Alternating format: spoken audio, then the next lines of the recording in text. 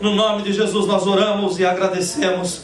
Amém, amém e amém. O Evangelho de Marcos, no capítulo 16, capítulo número 16 do Evangelho de Marcos, nós vamos ler alguns versículos. Aleluia. Nós estamos tendo algumas dificuldades, mesmo como o pastor Marcos tem relatado. E na medida do possível nós estamos querendo, sim, que a palavra do Senhor chegue nos 4 cantos do mundo. E ela tem chegado. Essa semana nós recebemos, ainda com as dificuldades que tivemos, nós recebemos inúmeros e-mails, pedido de oração, recebemos vários testemunhos. E o nosso desejo não é que a igreja seja conhecida, o nosso desejo é que o nosso Cristo seja revelado. Então, em nome de Jesus, eu tenho certeza que essa manhã é uma manhã de vida. Começo de tarde quase, mas é um dia para ser ministrada a vida do Senhor. Marcos capítulo 16, vamos ler a partir do versículo de número 14. Finalmente apareceu aos 11, estando eles assentados juntamente, e lançou-lhes em rosto a sua incredulidade e dureza de coração, por não haverem crido nos que o tinham visto já ressuscitado. E disse-lhes: Ide por todo o mundo, pregai o evangelho a toda a criatura. Quem crer e for batizado será salvo, mas quem não crer será condenado. E esses sinais seguirão aos que crerem. Em meu nome. Em meu nome, estava dizendo Jesus. Expulsarão demônios. Falarão novas línguas, pegarão nas serpentes, e se beberem alguma coisa mortífera, não lhes fará dano algum, e imporão as mãos sobre os enfermos e os curarão. Ora, o Senhor, depois de lhes ter falado, foi recebido no céu e assentou-se à direita de Deus. E eles, tendo partido, pregaram por todas as partes, cooperando com eles o Senhor e confirmando a palavra com os sinais que se seguiram. E a igreja diz: Amém. Podeis os assentar. Aleluia. Essa semana passei uma mensagem para a irmã Rosimária, ou melhor, ela me procurou e perguntou: pastor, sobre o que o senhor vai falar no domingo? Eu falei: a princípio eu vou falar sobre partilhando o pão, compartilhando o pão. E era isso que estava no meu coração e é isso que está no meu coração. Essa manhã, quando eu sentei para escrever a mensagem, o Espírito Santo falou muito claro comigo sobre sair pelas laterais. E não é sair de esquiva. Os irmãos vão ver pela palavra aquilo que o Espírito Santo está me comunicando. Uma das definições mais conhecidas a respeito do que é a igreja é que a igreja é um grupo que foi tirado para fora. É maravilhoso, meus irmãos, nós começarmos mais um dia e uma semana assentados nessas poltronas tão confortáveis, ao lado de pessoas tão lindas e perfumadas. O domingo é inesquecível pelo cheiro que tem na casa. Esse ambiente que tem uma temperatura que é controlada pelo ar-condicionado, muito agradável. E no nosso caso, independente da idade do prédio, porque isso não importa, ou do bairro que o prédio se encontra, mas é maravilhoso porque nós chegamos aqui e aqui nós nos sentimos seguros. Nos sentimos seguros porque Deus está aqui. E na presença de Deus, meus irmãos, não tem nada que possa nos tocar.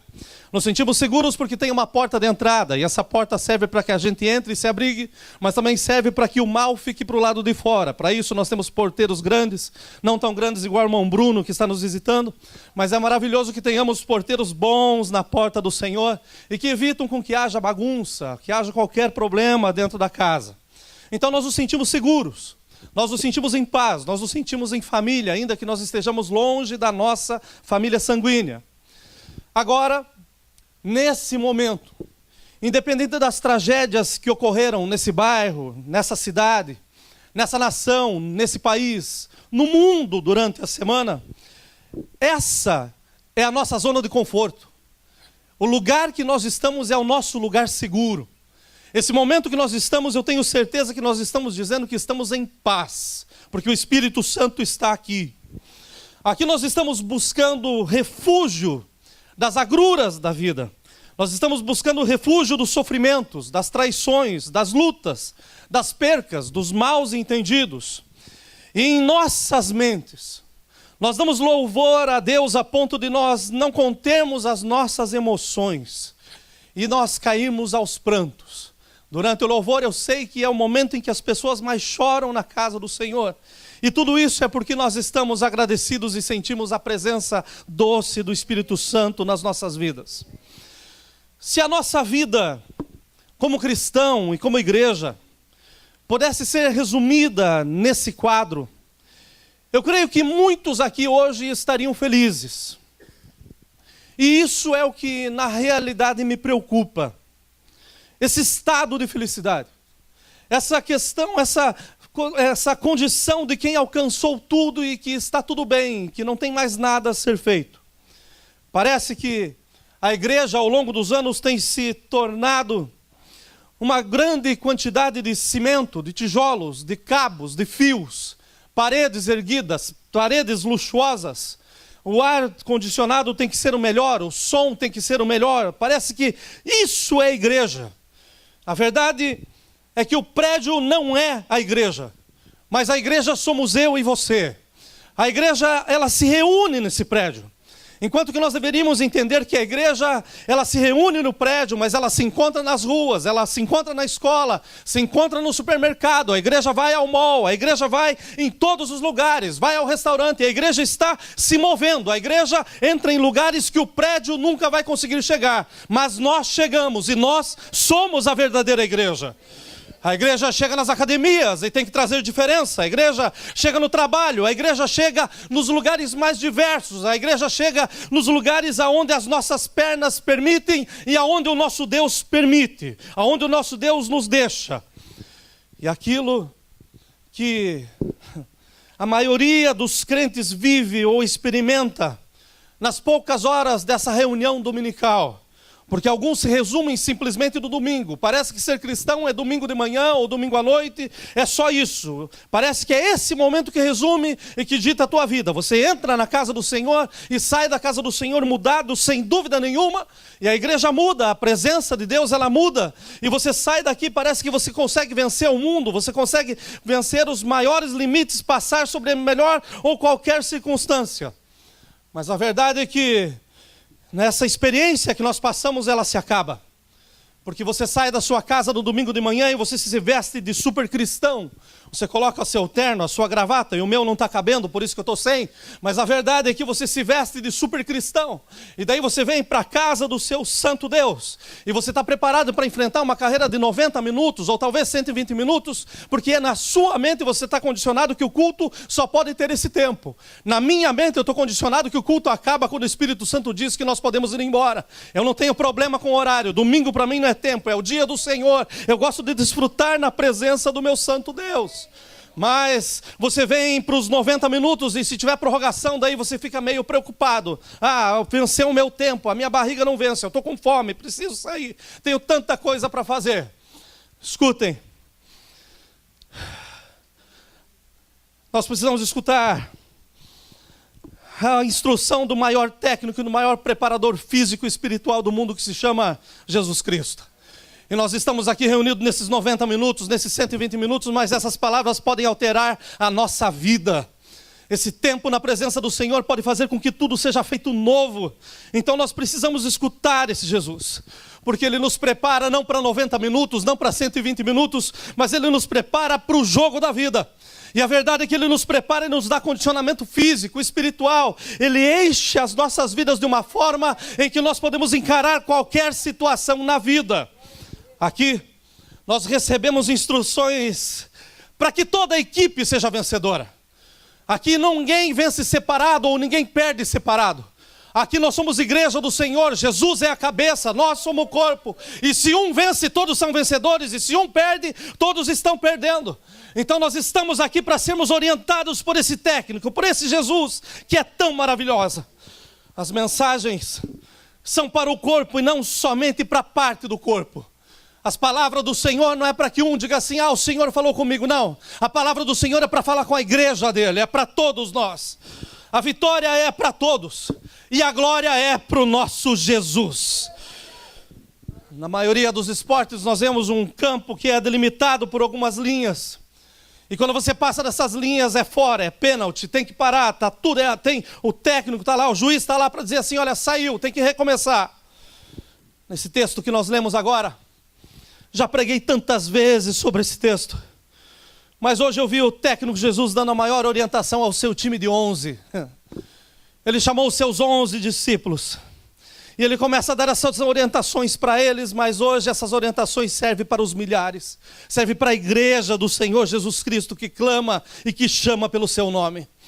Jesus está na frente dos seus discípulos e eu quero que os irmãos imaginem comigo isso.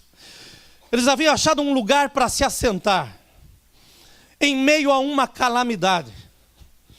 Calamidade essa que parecia ter acontecido na casa do vizinho. Parece que o problema não era com eles, o problema era com os outros. Jesus, a salvação para o mundo havia sido crucificado. E o povo estava dividido. Haviam ouvido a voz de suas lideranças, dizendo, olha, solta Barrabás, crucifica Jesus. Mas agora estavam tentando dormir com o grito de Deus. Porque quando o meu Jesus foi crucificado, a terra tremeu e se abriu. O sol se escureceu. O véu do templo foi rasgado de cima a baixo. Aquilo que era o lugar santíssimo ficou aberto para todos aqueles que querem se achegar diante de Deus. Quem podia dormir com um barulho desses? Homens que falaram para crucificar Jesus viram todos esses sinais acontecendo. Esses homens, pela ignorância e pela sua esperança, haviam arrancado a própria esperança do meio do povo. E o pior de tudo, eles haviam arrancado a esperança. Eles haviam dito que Jesus não era suficiente, Jesus não era o Filho de Deus. Agora, com Jesus ausente, a história da vida estava completamente incerta. Parece que o primeiro tempo havia acabado. E no primeiro tempo, parece que pela primeira vez no inferno houve gozo. Mas se há uma coisa que o diabo nunca vai conseguir fazer na vida, é saber o que é gozo. Gozo sabemos nós que estamos em Cristo Jesus.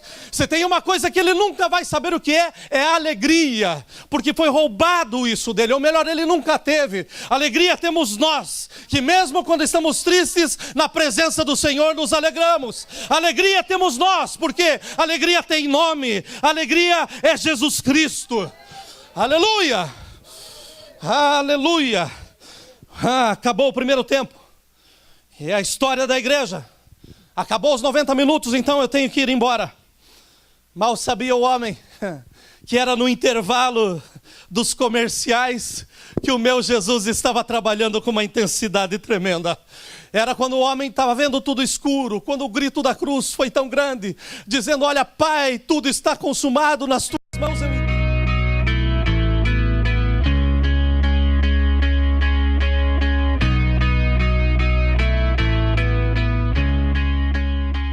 Está vivo, está no meio do seu povo. Já foi falado isso algumas vezes durante esse culto. Aleluia! A verdade é que a nação inteira não dormiu na sexta. A nação inteira não dormiu no sábado. Mas na manhã do domingo, aleluia! O nosso mestre venceu a morte.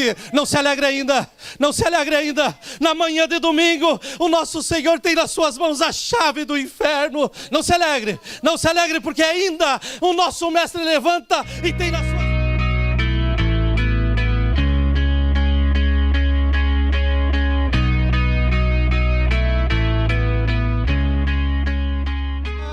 Só o meu Jesus, para fazer que do meio da calamidade apareça luz e esperança. Aleluia! Os homens pensando que estava tudo terminado. Mas o meu Jesus levanta dizendo assim, olha, as regras foram estabelecidas por mim. O segundo tempo começa agora. O tempo está nas minhas mãos. E nós como igreja temos a vitória garantida. Ainda que o mundo diga que não, a palavra do Senhor ela é eterna e diz que no final nós estaremos face a face com o nosso amado. Aleluia! Aleluia! Aleluia! Glórias ao nome do Senhor Jesus. Aleluia. Aqui nessa passagem está o Jesus ressurreto. E ele aparece como um técnico. E ele diz assim, olha, vai começar o segundo tempo. Então venham aqui, vamos fazer uma formação em círculo. Pega os 11. Está Jesus no meio. Aleluia. Começa a falar para ele: olha, nós somos um bloco. Nós somos invencíveis. A igreja jamais terá fim. Pode vir a apostasia, pode vir os quem quiser, pode vir os ensinadores, pode vir os mestres, pode vir o que for, mas a igreja do Senhor, ela permanece. As portas do inferno não prevalecerão contra ela. Aleluia. Nós unidos venceremos. Escutei as orientações de Jesus para o seu time. 11 homens que mudaram o mundo. 11 homens que pela sua certeza mudaram o meu mundo, mudaram o seu mundo. E isso é o culto de manhã, a gente vem para a casa do Senhor celebrando a vida nova que nós temos nele. Mas Jesus começa a dar orientações a esses homens. Olha, o adversário veio para roubar, para matar, para destruir, mas eu vim para que tenham vida e vida em abundância. O ânimo desses homens começa a se levantar. Agora já não estão mais assentados, mas estão ao lado do mestre. Olha, deixem de ser incrédulos, maior é o que está em vós do que o que está no mundo. Jesus tem que combater a incredulidade desses homens, porque estavam dizendo que o corpo tinha sido roubado, estavam dizendo que ele não tinha sido morto, estavam falando tantas coisas, mas agora ele estava ali para dizer: olha, eu venci a morte e vocês vão vencer em meu nome também. Está lá Jesus. Deixem de ser incrédulos. Parem de duvidar, parem de titubear como as ondas do mar. Não importa a situação que vocês estejam, o ambiente que vocês estejam reunidos, não importa a falsa comodidade, não importa a preguiça, a ociosidade. Eu sei que comigo vocês têm paz, mas no mundo, que é o mundo onde vai ser e está sendo realizado o campo, o jogo, vocês terão aflições, mas tende bom ânimo, porque eu venci o mundo. Aleluia! Meus irmãos, eu penso que o ânimo desses homens estava se levantando, esses homens estavam se tornando gigantes, porque receber palavras como estas faz com que a gente se sinta muito bem. Há poder na palavra. A palavra pode te levantar ou ela pode te derrubar. Mas Jesus está falando com esses homens dizendo assim: olha, eu estou indo para o céu, mas eu vou deixar vocês aqui como gigantes na terra. Não importa se são pescadores, cobradores de imposto, não importa o que você é, importa o que eu vou ser na vida de vocês. Vocês serão mais do que vencedores. Ele olha nos olhos desses homens e diz: olha, deixem as suas desilusões, mas também deixem os seus sucessos aos meus pés, e vão pelo mundo inteiro. Aquele que crer e for batizado, esse será salvo, mas quem não crer será condenado. As palavras estavam sendo fortes demais. E esses sinais seguirão aos que crerem. Em meu nome vocês expulsarão demônios. Não precisamos ter medo do inferno. O inferno tem que correr de nós, porque em Cristo Jesus ainda hoje os demônios são expulsos. Em meu nome vocês falarão novas línguas. Em meu nome vocês pegarão nas serpentes. Em meu nome, se vocês beberem alguma coisa mortífera, não vai fazer dano algum para a sua vida. Mas muito mais do que isso, vocês imporão as mãos sobre os enfermos, e estes em meu nome serão curados. Aleluia! Aonde que está essa igreja? Aonde que está esse time? Aonde que estão esses homens que o Senhor Jesus estava capacitando e que continua chamando ainda no dia de hoje? Esses homens tinham nas suas mãos a vitória, mas agora dependia deles a atitude. Porque tem gente que entra no jogo já sabendo que vai perder. Eu não estou preparado. Olha o tamanho do gigante. Israel por tantas vezes passou por isso. Mas enquanto tem gente que tem medo do gigante, Deus levanta pequenos dizendo: o gigante não é nada. Não olha para o tamanho do problema, olha para o tamanho da testa e arrebenta esse gigante em nome de Jesus. Jesus continua chamando aqueles que são pequenos e quer colocar esses em pés e fazer com que a sua glória brilhe sobre as suas vidas. Essa equipe tinha nas mãos a vitória, mas eles precisavam ter atitude.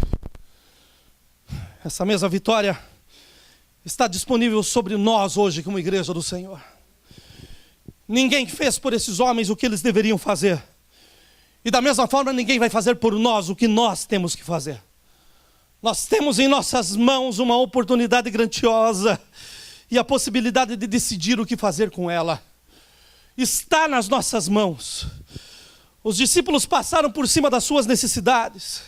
E eles entenderam que a tragédia humana precisava ser atendida.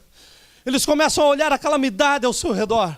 Pessoas sem rumo, pessoas sem lugar para ir, pessoas completamente desorientadas. Mas com as palavras de Jesus que estavam borbulhando nas suas vidas, eles disseram: nós vamos fazer o que o Mestre está falando. Eles viram vidas sem direção, sem rumo, vidas que estavam caindo, que iriam cair num abismo sem fim. Eles viram famílias destruídas, eles viram a idolatria, eles viram desonestidade, eles viram misticismo, eles viram trapaça, eles viram de tudo. Mas eles não ficaram indiferentes.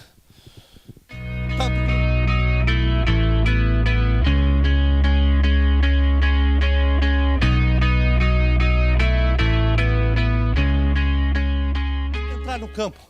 A atitude foi falar: olha, o segundo tempo é nosso e nós vamos vencer em nome de Jesus. Não importa os erros do primeiro tempo, mas agora nós estamos reagrupados, estamos organizados. E com essas palavras não tem o que nós não possamos fazer. Eles pregaram por todas as partes. E o Senhor cooperava com eles, confirmando a palavra com sinais. E esses sinais seguiam a esses homens. Ah, meus irmãos, o meu coração tem doído nesses dias, porque eu quero ver esses sinais. Eu quero ver os milagres começarem a voltar a acontecer diante dos nossos olhos. Eu quero começar a ver milagres de Deus acontecendo.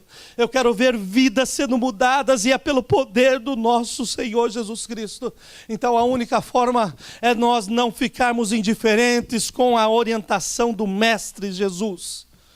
Ide por todo mundo e pregai o Evangelho. Se nós queremos ver, nós temos que sair do lugar que nós estamos. Não é parado que nós vamos ficar vendo as coisas acontecerem. Talvez você esteja vendo, como já foi falado também, vendo através da internet, vendo através de vídeos, e tem coisa que é muito boa, agora tem lixo que realmente não presta. Mas o nosso Senhor Jesus continua fazendo milagres. Mas Ele quer que você seja um agente de milagres nesses dias. Ele quer que cada um de nós sejamos agente de milagres nesses dias. Ele quer que as coisas comecem a mudar, e vai mudar através da nossa vida. Então qual é a atitude que a gente toma quando a gente escuta um texto desse? Qual é a atitude que a gente toma quando a gente vê que Jesus estava orientando, dizendo: olha, vocês vão, vocês façam, e tenho certeza que os sinais vão te acompanhar. Os sinais vão estar junto. Por quê? Porque o Senhor não tinha saído do campo, e o Senhor não saiu até hoje. Ele está conosco até a consumação dos séculos. Aleluia! Aleluia! Aleluia! A autobiografia de um homem chamado Elie Wiesel, que se chama A Cidade Além da Parede, conta a história de Michael, um jovem judeu que sobreviveu ao Holocausto. Michael decidiu viajar, mesmo com um grande risco de vida, para sua cidade natal. Ele decidiu voltar para a Hungária na época da Cortina de Ferro. Ele queria ver com seus próprios olhos o que tinha virado a sua cidade. Apesar de ter bem vívido em sua mente as imagens dos soldados, dos policiais, dos espancamentos que ele sofreu, que os amigos sofreram, que a família sofreu, ele resolveu voltar à cidade não por vingança, mas para satisfazer uma curiosidade. Ele disse: isso é o que eu quero compreender desde a guerra. Nada além disso. Como que um ser humano pode permanecer indiferente? De uma forma estranha, ele já tinha entendido o que os seus algozes tinham feito contra ele. As surras, as marcas, as cicatrizes, a morte dos entes queridos, tudo isso ele já tinha entendido. Ele entendia que existia um relacionamento entre os algozes e a vítima. Mas ele não conseguia entender um homem que morava do outro lado da rua, na frente da sinagoga, onde milhares de homens foram levados, eram colocados nos trens como se fosse gado, e levados para o matadouro. Onde milhares de pessoas eram colocadas e daí eram tiradas, e sem dúvida era a última passagem, era a última viagem que eles tinham. Sem conforto nenhum, lançados como bichos. Mas Michael não entendia, não era a maldade que estava dentro do coração do homem, na vida do homem. Mas ele não entendia o vizinho da frente. Porque esse homem ficava sentado na janela vendo as agruras que estavam acontecendo. Ele ficava vendo que os homens estavam sendo levados para um corredor e eles não iam sair de lá, eles iriam morrer. Ele não entendia a indiferença na vida desse homem. Ele não entendia um rosto frio, que olhava pessoas sendo vitimizadas, pessoas que já eram espancadas, pessoas que já estavam sendo maltratadas no momento em que estavam sendo levadas. Ele não conseguia entender como que uma pessoa consegue enxergar tanta miséria, mas continuar sentada na sua casa, olhando a desgraça pela janela, e se sentindo seguro na sua casa, a ponto suficiente de saber que é o vizinho que está morrendo. São eles que estão sofrendo. Uma pessoa que vê sem medo de ser visto, ou pensando que não está sendo visto, as suas atitudes não estão sendo vistas. Ele está lá, olhando, porém a sua presença não faz diferença. E aí eu chego aonde o Espírito Santo está falando comigo. Porque a igreja foi chamada para ser sal e para ser luz. A igreja foi chamada para ser a diferença. Mas a igreja está perdendo o sal. A igreja está perdendo a luz. Porque nós estamos assentados conformados, tranquilos, confortavelmente, como se nós tivéssemos alcançado o céu. Mas o mundo está sendo hostilizado. Catástrofes estão acontecendo. E nós morrendo sentados domingo após domingo, sentados na poltrona da igreja. Enquanto outros estão morrendo porque o mundo está virado de ponta cabeça. Mas nós a cada dia estamos morrendo. Talvez de uma forma mais lenta, mas com a consciência dizendo: eu sou cristão, eu tenho Jesus, o céu está preparado para mim. Mas como que nós podemos ser indiferentes, enquanto nós temos tudo e estamos vendo pessoas sendo levadas para a morte? Como que nós podemos ser indiferentes a ponto de pensar que está tudo bem, quando o mundo está completamente virado do avesso? Nós estamos como esse vizinho da sinagoga. A única diferença é que nós somos a sinagoga e nós estamos olhando os vizinhos morrerem. Nós estamos vendo a humanidade sendo levada, olha, para um corredor que às vezes é tão largo, mas o fim nós sabemos que é um só. É a eternidade sem a presença de Jesus. É uma eternidade no inferno. Olha, você que sabe que o céu é real, o inferno é tão real quanto o céu. Então nós precisamos ter uma consciência renovada em Cristo Jesus, porque agora é tempo. Nós estamos indiferentes à humanidade, porque nós estamos sendo individualistas. Nós esquecemos que a regra do jogo continua nas mãos do nosso Deus. E a igreja foi chamada para ficar dentro do seu quadrado. Então parece que o limite da igreja é aquela porta, para nós como torre. E o nosso quadrado é aqui, aqui nós somos igreja. Mas o Senhor Jesus falou: olha, vão pelo mundo inteiro. Ele mostrou que ele não é somente o juiz ou o técnico, não, mas ele mostrou que ele é o dono do jogo. Ele dá delimitação para o campo. E nós temos que começar a sair pelas laterais. Nós temos que começar a sair de dentro. Nós temos que parar de dizer que está impedido. Nós temos que começar a atacar e atacar em nome do Senhor Jesus Cristo. Porque agora é a hora. Milhares de pessoas vão morrer hoje sem saber quem foi Jesus.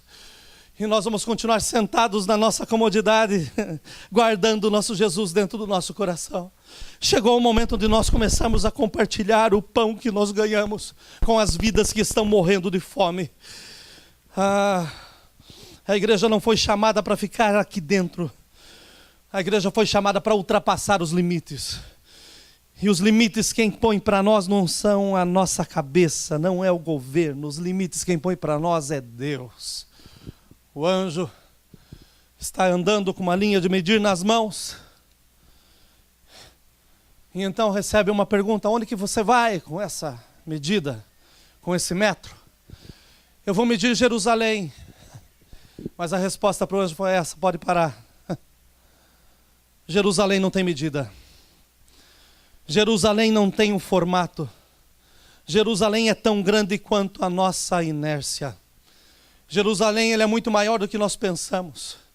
Jerusalém tem ainda muito espaço e muitas vidas precisam ser alcançadas.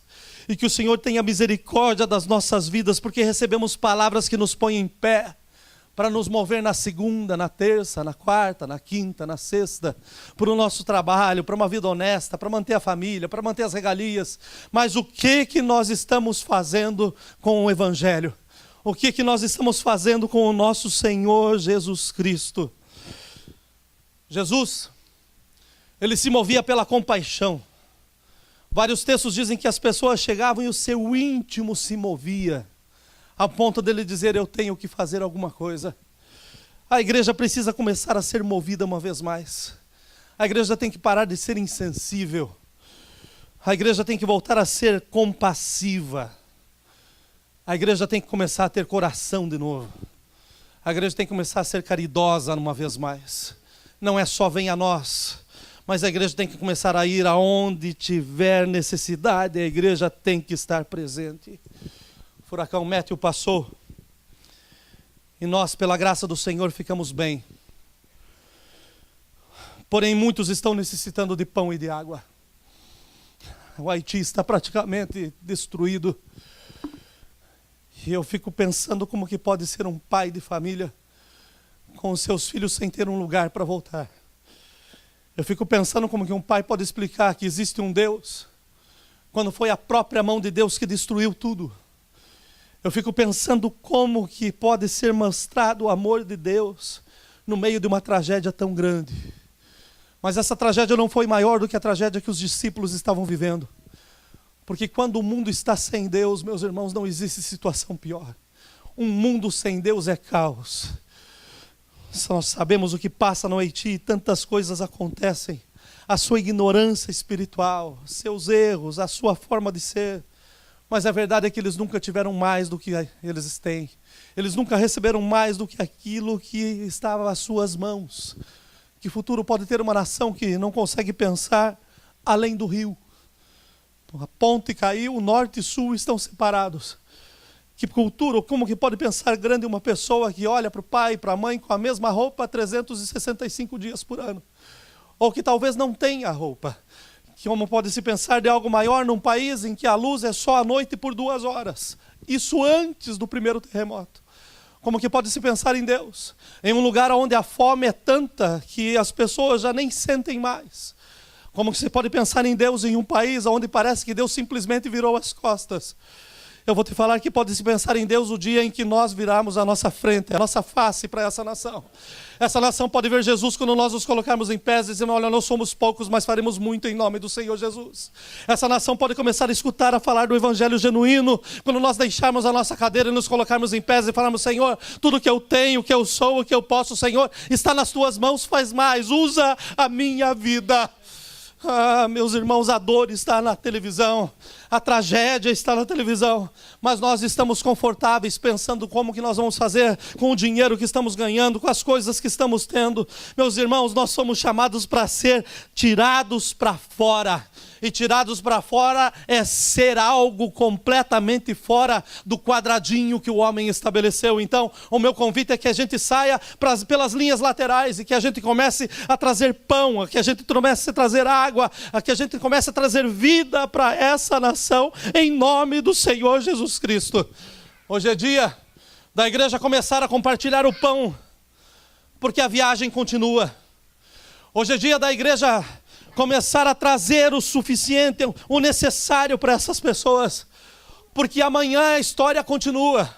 A nossa pode ser repetitiva, nos mesmos clientes, o mesmo dinheiro, o mesmo trabalho, a mesma reclamação, mas nós vamos voltar para casa com pão na mesa, com coberta para ter, nós vamos ter os filhos na escola, nós vamos ter a esposa cheirosa em casa, nós vamos ter tudo aquilo que nós sonhamos, porque Deus é bom para nós e não é bom para eles. Meus irmãos, temos que ter vergonha quando nós olhamos só para o nosso umbigo. Os discípulos podiam ter falado, nós não vamos, Senhor, nós já ouvimos, o nosso sonho está realizado, mas não, eles decidiram tomar uma atitude, dar um passo além do seu próprio círculo, e por causa desses homens, nós estamos aqui no dia de hoje, porque se moveram, porque disseram, Jesus é mais do que é necessário para nós, é tão grande que nós não podemos guardar, nós temos que compartilhar. A igreja tem que ser igreja, Não importa o seu tamanho, a igreja tem que ser igreja, porque quando o Senhor se manifesta no nosso meio, nós não conseguimos guardar para nós mesmos, nós temos que trazer para mais vidas, nós temos que compartilhar o que temos, e o Senhor quer ser revelado nesses dias. Tem 2 textos na palavra do Senhor que me chamam muita atenção, de uma pessoa que estava vivendo a sua maior calamidade, estava pegando alguns gravetos para fazer um pouco de pão e voltar para casa para morrer depois da comida. Ia preparar alguma coisa para ela, ia dizer, estava na cabeça dizendo, é a última refeição. Estou com os gravetos, vou para casa, o pouco de farinha que eu tenho, nós comemos e esperamos a morte sentado. Existem aquelas notícias que são ruins e se tornam boas. E existem aquelas notícias que são boas e se tornam ruins. Eu fico pensando no profeta no riacho, na beira do Querite, quando acaba a água.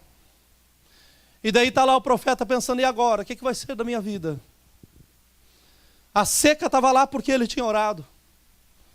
Tudo estava acontecendo daquela forma porque ele tinha sido usado por Deus. E daí chega uma notícia boa. A água secou, mas eu vou te mandar para se encontrar com uma viúva. E lá tem pão para você. Então chegou a notícia ruim, que para ele ia se transformar numa notícia boa.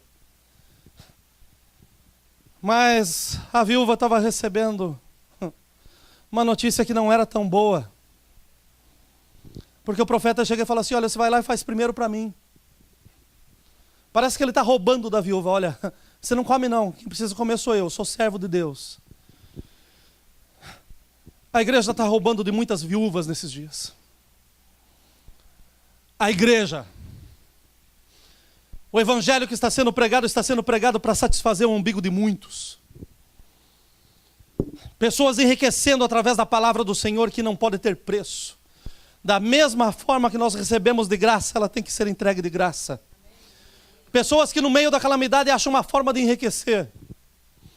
Pessoas que em nome de Jesus estão dizendo o que estão fazendo, mas o que estão fazendo é cavando o seu próprio buraco. Tirando da viúva para que eles engordem. Mas deixa eu chamar para vocês, ou a igreja, para nós nos colocarmos no lugar da viúva.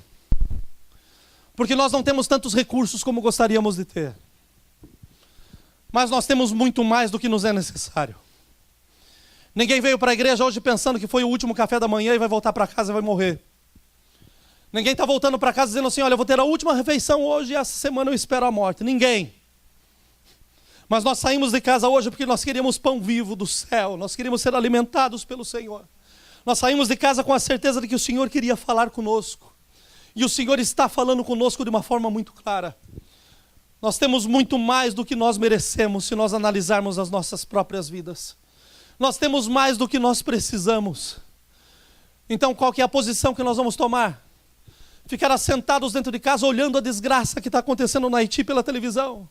E dizendo, o Senhor os alcance. O Senhor tenha misericórdia. Ou nós vamos tomar a atitude da viúva. E entender que Deus está no negócio para que um milagre maior seja feito. Entender que o pouco que ela tem na mão pode se transformar muito a ponto de que ela serve o profeta e nunca mais falta nada dentro da sua própria casa. Dela ver o milagre acontecendo, não a partir dela dizer, olha, eu vou fazer uma troca. O Senhor é bom, então eu vou dar 10, Ele me devolve 100. Para com essa história. Mentira do inferno. O Senhor não precisa de barganha. O Senhor não aceita troca. O Senhor abençoa a fidelidade. E se está sobrando na tua casa é pela tua fidelidade. Se está faltando é pela tua fidelidade também.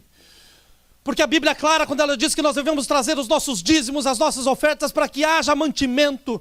Mantimento espiritual e mantimento físico. A igreja tem recebido o pão do céu, mas o pão físico é só através de dinheiro que nós conseguimos comprar. Então nós conseguimos hoje fazer uma festa e alimentar 200, 300 pessoas. Mas a igreja, se tivesse a sua fidelidade, não precisaria pedir oferta para abençoar aqueles que estão morrendo no dia de hoje. Você deveria ter vergonha diante de Deus. A igreja tem honestidade, nós sabemos como nós trabalhamos, temos, olha, um compromisso diante de Deus com cada centavo que entra dentro dessa casa. mas não fazemos mais pela limitação que nós estamos tendo. E essa semana eu chorei diante do Senhor. Eu falei: Deus, eu queria poder virar esse mundo de ponta cabeça. Eu queria chegar no Haiti agora e colocar todo esse povo no avião e trazer para minha casa. Eu queria que a igreja se transformasse num albergue e milhares viessem para cá. Mas como que a gente faz sem recurso?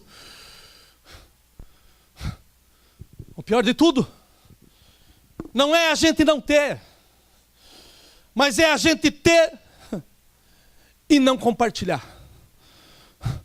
É a gente ter e não ter coragem de plantar no reino do Senhor. Esse culto e essa mensagem tem uma motivação só. Nós vamos voltar a ser igreja. Nós estamos lutando para ser igreja. E se tem um que sabe o que está acontecendo aí fora, e que tem levado pancada de segunda a segunda, sou eu. Porque nós estamos na contramão do sistema. E o sistema tenta te arrebentar, mas em Cristo Jesus nós estamos em pé. Homens cheios de si. Olha, a igreja me serve, a igreja não serve, eu sirvo a igreja. Mas nós queremos servir ao Evangelho, nós queremos levar novidade de vida para aqueles que estão morrendo no dia de hoje. E para isso nós precisamos que você se levante e aceite dar um passo além daquele que você já tem dado. Jesus está ensinando no meio do deserto. E parece que às vezes, como ministro do Evangelho, a gente está ensinando no meio do deserto. Porque glória a Deus e aleluia, só vitória. Mas quando fala da sua realidade, daí o trem fica azedo. Não tenho medo de cara feia, meu irmão. Vou dormir muito bem essa noite. Porque eu estou falando em nome de Deus e é com Ele que eu tenho que ter paz no coração. Vou voltar para casa hoje, vou ter uma boa refeição, sim, em nome de Jesus. Mas eu vou separar uma parte daquilo que eu tenho para abençoar aqueles que não têm pão dentro de casa. E não vou fazer isso a partir de agora, eu tenho feito isso desde que eu conheci Jesus. O segredo para a nossa vitória é colocarmos os nossos recursos no lugar certo. Está a multidão escutando Jesus no deserto. E de repente se nota que não tem pão. Começa a ficar preocupado que ia faltar dinheiro para comprar pão. Eu tenho perdido o sono essa semana, meus irmãos, porque o que está na minha cabeça é tão grande que os números têm me feito perder o sono. Mas daí quando eu fico acordado pensando, eu olho para o lado e falo assim: Senhor, é o Senhor. Seus números são maiores que os meus, a sua mente é maior do que a minha. De algum lugar o Senhor vai fazer, então nós vamos chegar lá em nome de Jesus. Viro para o lado e durmo. Mas eu acordo de novo com essas imagens, pensando que tem uma multidão que está com fome hoje. Uma multidão que talvez tenha escutado de Jesus. Mas tem horas que a barriga dói tanto que você não consegue lembrar de Jesus. Tenta entrar para o Haiti agora. Falar de Jesus. Sem ter pelo menos um pedaço de pão na sua mão para matar a fome primeiro.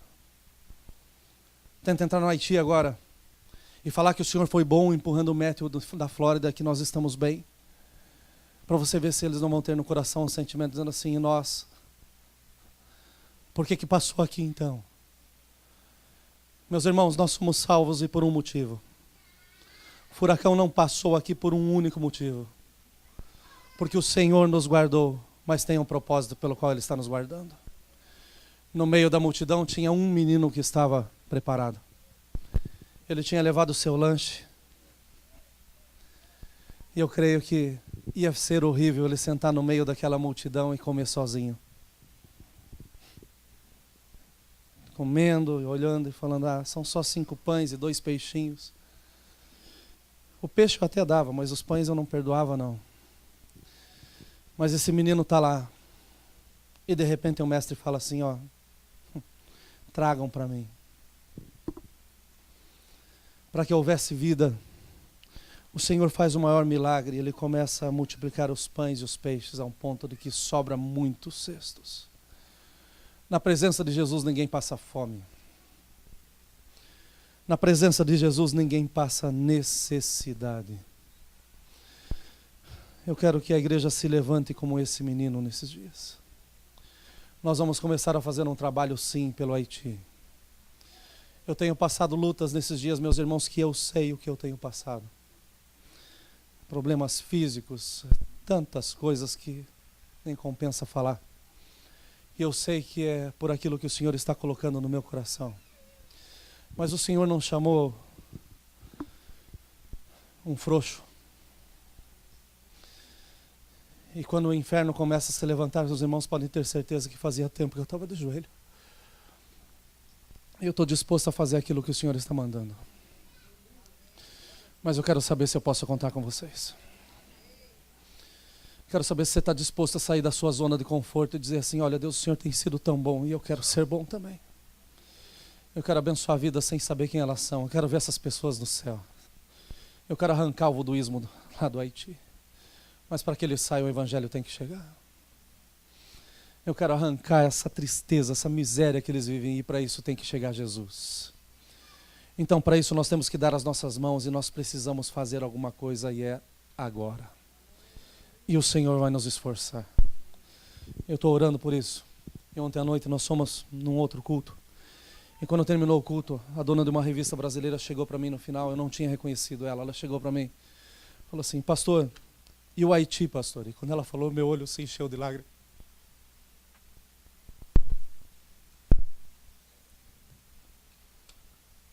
O que tem o Haiti? O que a igreja vai fazer, pastor, para que eu possa ajudar? Nós precisamos de alguém sério, pastor, para fazer alguma coisa no meio da nossa comunidade. A comunidade brasileira não sabe a força que tem. A igreja não sabe a força que tem.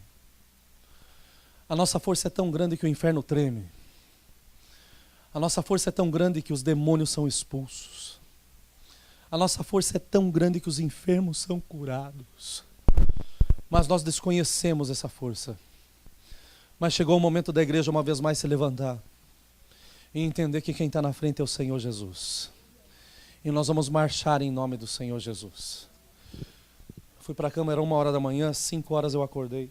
E a primeira coisa que veio na minha cabeça é o que eu posso fazer por esse país.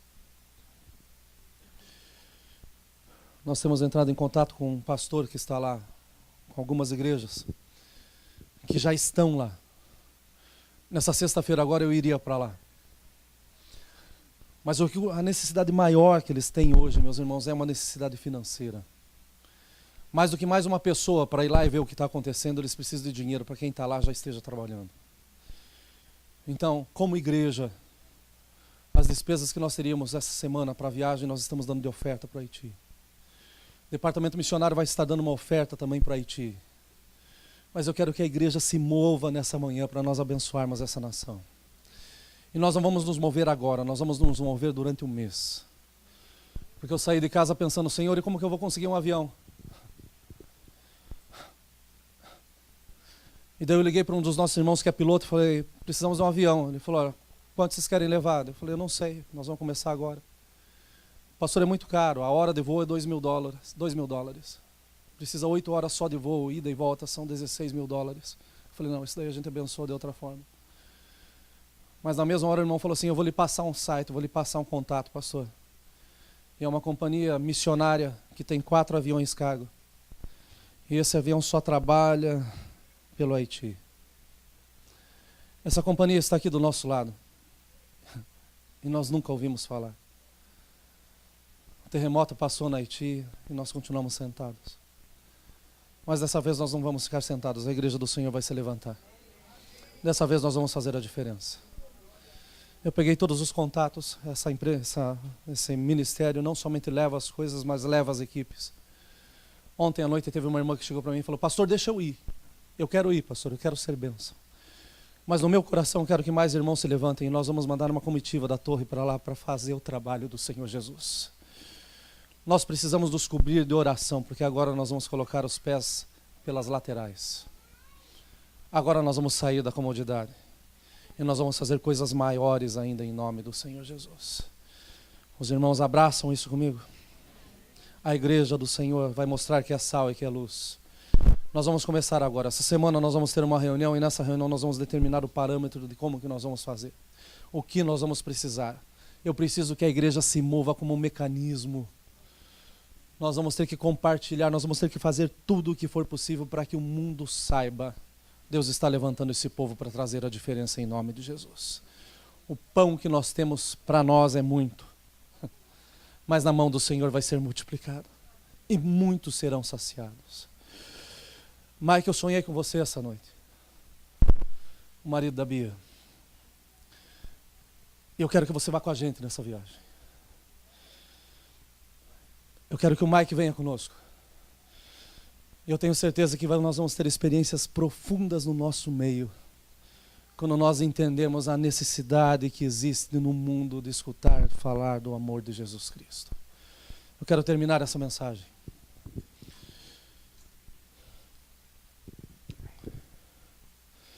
Porque o Wiesel chega à conclusão nesse livro dele, na biografia dele, que ser indiferente,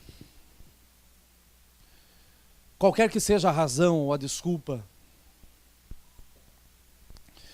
é negar não somente a validade da existência, mas também a sua beleza.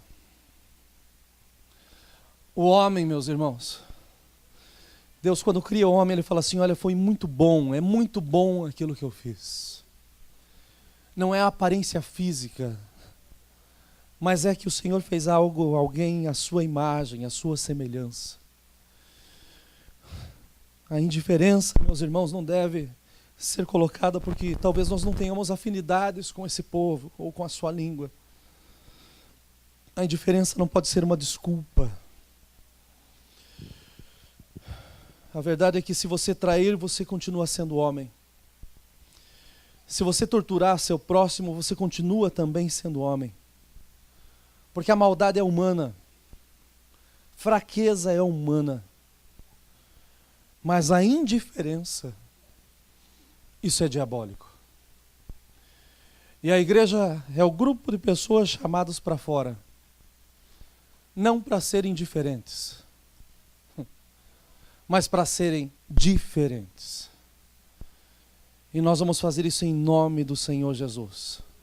Nós vamos ser a diferença no meio dessa situação. Vamos nos colocar em pés.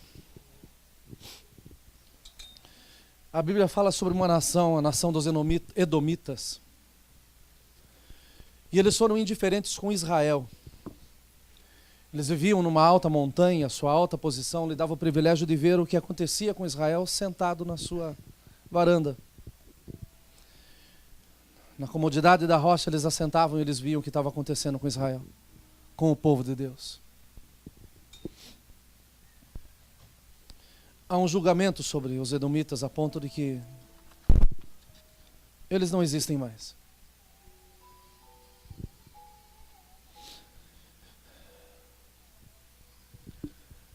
Pensem comigo como que os israelitas ficavam quando eles olhavam para o monte. Eles viam que tinha alguém que podia socorrê-los, mas na verdade eles estavam simplesmente olhando e dizendo assim, o problema é de vocês.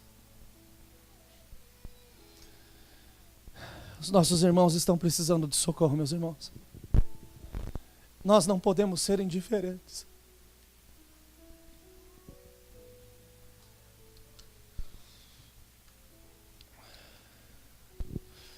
Chegou a hora de nós sermos crentes em fato e em verdade.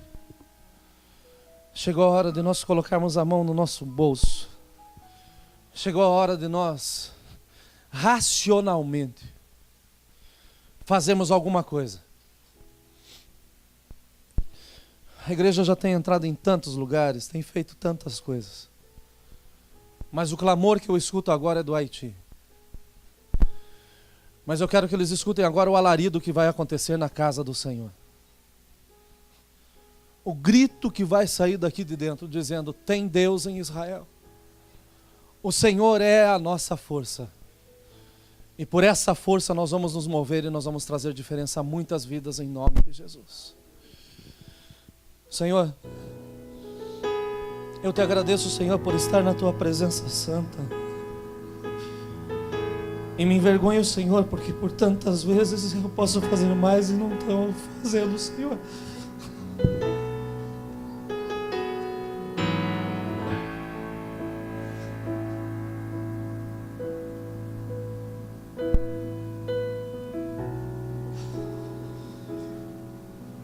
Agradeço pelas milhares de mensagens que nós todos recebemos essa semana dos nossos familiares, agradecendo a Ti porque nós estávamos bem, porque estamos bem. Eu te agradeço, Senhor, porque nós temos aqueles que se preocupam conosco, Senhor.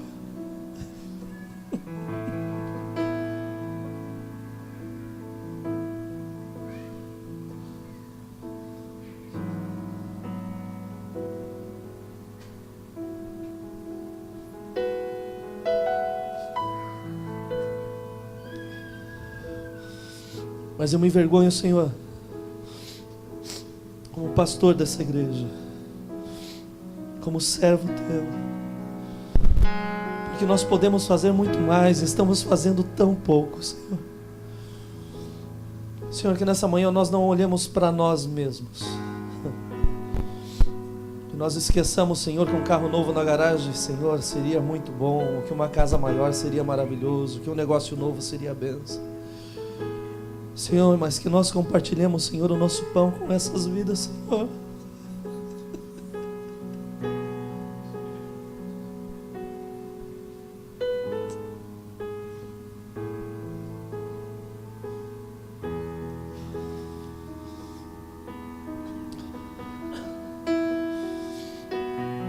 Que Teu Espírito, Senhor, se mova no nosso meio e nos convença. Senhor, o momento da oferta na Tua casa, Senhor, é um momento tão importante no culto e tão desprezado, Senhor. Mas é o momento da verdade, é o momento onde nós trazemos, Senhor, a nossa fidelidade, nós trazemos os nossos bens, que na verdade nem são nossos, o Senhor confia nas nossas mãos. Senhor, eu lhe peço que nesse momento não seja, Senhor, o emocionalismo, mas que seja o Senhor falando na nossa razão. Que nós venhamos a levantar, Senhor, uma expressiva oferta, Senhor, em nome de Jesus. O Senhor nos falou que o campo é o mundo. O Senhor não nos falou que a língua é só português. Então, Senhor, nos dá, Senhor, nesse momento de dor e de tristeza, a condição de levarmos, Senhor, pão e água para essas vidas. Senhor, move-se em nós, Senhor. E mostra, Senhor, a nós, Senhor, que a partir do momento em que nós plantamos, Senhor, sem estarmos presos no que está saindo, o Senhor ainda é Deus para trazer muito mais abundantemente, Senhor, do que nós pensamos ou do que nós pedimos. Nós não queremos fazer troca, eu não prometo troca para ninguém nessa casa. Mas eu tenho certeza, Senhor, que nós sairemos daqui satisfeitos em saber que nós não somos simplesmente suficientes para as nossas casas ou para as nossas famílias, mas que em Ti nós podemos abençoar as nações da terra. Nós clamamos, Senhor, pelos nossos irmãos no Haiti e pedimos, Senhor, em nome de Jesus, que muitos mais, Senhor, nasçam, Senhor, no meio dessa dificuldade, que no meio do escombro, Senhor, possam encontrar a Tua paz, encontrar a Tua doce presença, que é o que realmente muda, Senhor, as vidas. Senhor, nos levanta, Senhor, assim como o Senhor está levantando tantas igrejas, tantos ministérios. Senhor, abre os olhos do Teu povo, tira os aproveitadores do meio do caminho, que os recursos cheguem, Senhor, ao lugar certo, as vidas que estão clamando nesse momento, Senhor, e que o Teu nome seja glorificado. Senhor, que os nossos dízimos, as nossas ofertas sejam recebidas nessa manhã. E que em nome de Jesus, Senhor, quando essas pessoas, Senhor, forem tocadas, receberem, Senhor, um abraço, receberem, Senhor, um pão, eles possam entender, Senhor, que não é instituição, mas que é o Senhor mesmo que está se revelando a eles. Pai, nos dá, Senhor, a Tua orientação sobre esses dias, sobre as vidas que nós precisamos sentar, sobre o projeto que nós precisamos traçar. Desde já nós pedimos a Tua aprovação, Senhor. Eu sei que o Senhor já deu, porque o Senhor opera em nós o querer e tanto efetuar, Senhor. Abre, Senhor, os nossos entendimentos, Senhor, nessa semana. Coloca as pessoas certas no nosso caminho e, acima de tudo, Senhor, já vai levantando aqui na tua casa, Senhor, voluntários, Deus, para irem até essa nação, Senhor, e hastearem, Senhor, a tua bandeira, Senhor, falarem do teu amor, pregarem, Senhor, a tua palavra e verem os sinais, Senhor, que os discípulos viram, Senhor. Demônios sendo expulsos, vidas sendo curadas, famílias sendo salvas, Senhor. Nós oramos no nome amado do nosso Senhor e Salvador Jesus Cristo. Aleluia. Amém. Amém e amém.